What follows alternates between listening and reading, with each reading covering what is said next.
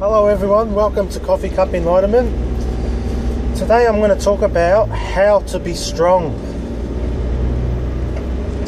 And before I can answer the question how to be strong, first it needs to be noted that the one that wants to be strong within you, that's the conceptual self, it's not you. And this has been presented for you to witness.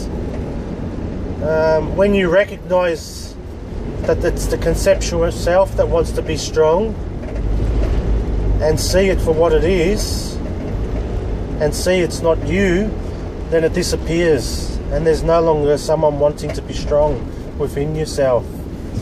So so that's the first part on how to be strong, is first recognizing that it's the conceptual self that wants to be strong.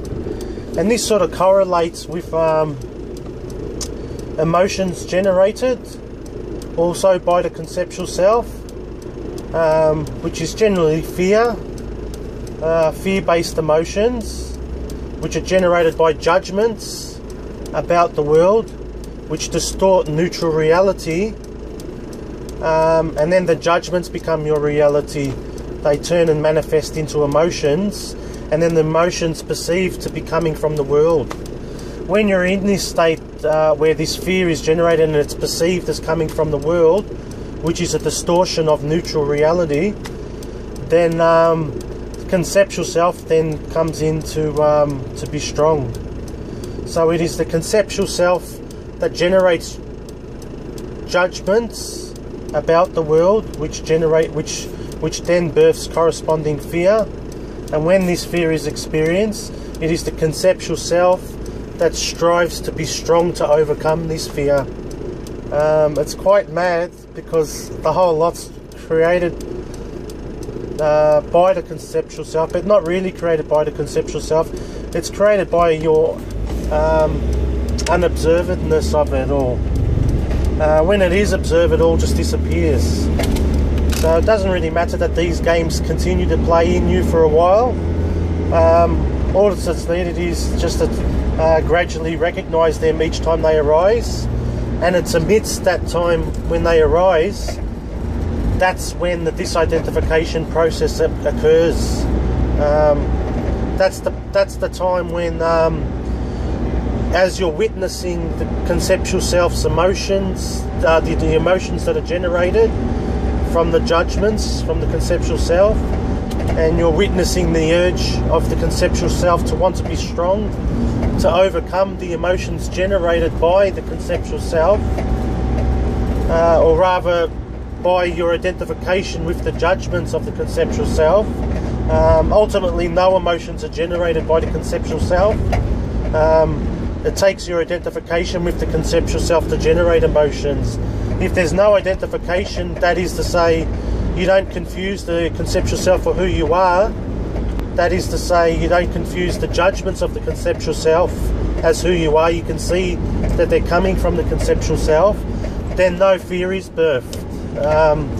So really, the conceptual self doesn't do anything. It's neutral and it's innocent. And even the emotions that are born are neutral and innocent.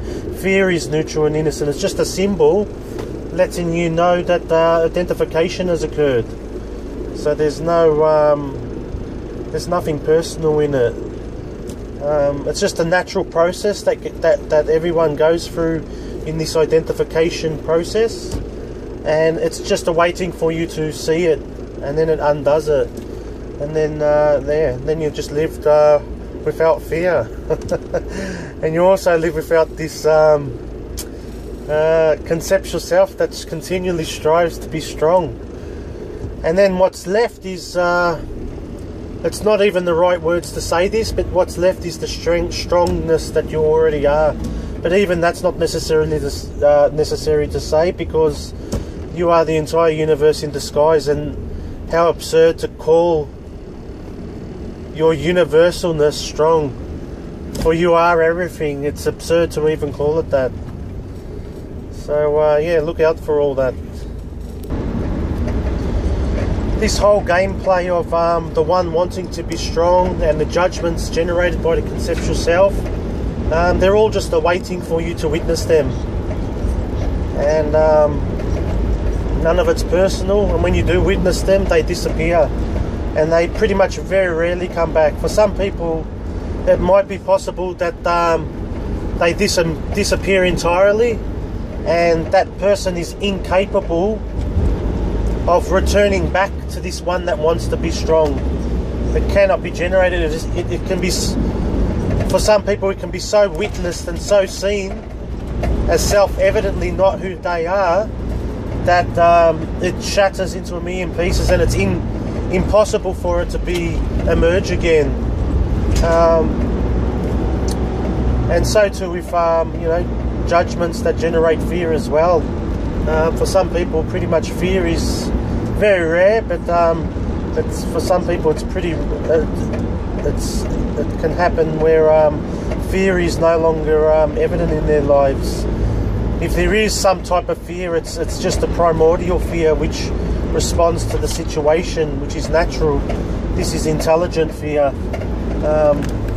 It has nothing to do with prior judgments made by the conceptual self, which ultimately generate a pseudo fear. It's not a fear that comes from the world. It's not a fear that's a direct experience from the world. It's a fear that's generated from thoughts that have become identified with, and then it appears that the fear is coming from the world, but it's not. So yeah, that's the two difference in fears. One's pretty much like the animal kingdom. They just respond to the natural fear that's in the world, and it's not even really a fear. You don't even really need to call it that. It's just a like a fight response, I guess they call it. And it's just natural and instinctual for the intelligence to respond instantly to situations to cause self-preservation. But this has nothing to do with the most common fear that many people experience, which is generated from identification with the conceptual self, which then births corresponding fear. So yeah, every bit of conceptuality we receive within ourselves, it's innocent. It's just a game, and it's waiting for you to see it, not take it seriously. And when you do, you become like these beautiful rays of sunshine, the rays of light that are appearing in this screen now, and everything becomes so light. So bless all these concepts that appear in your life, because eventually they reveal you as this beautiful sparkling light. You are not separate from that. What a goal, what a destination, what a journey. Thank you.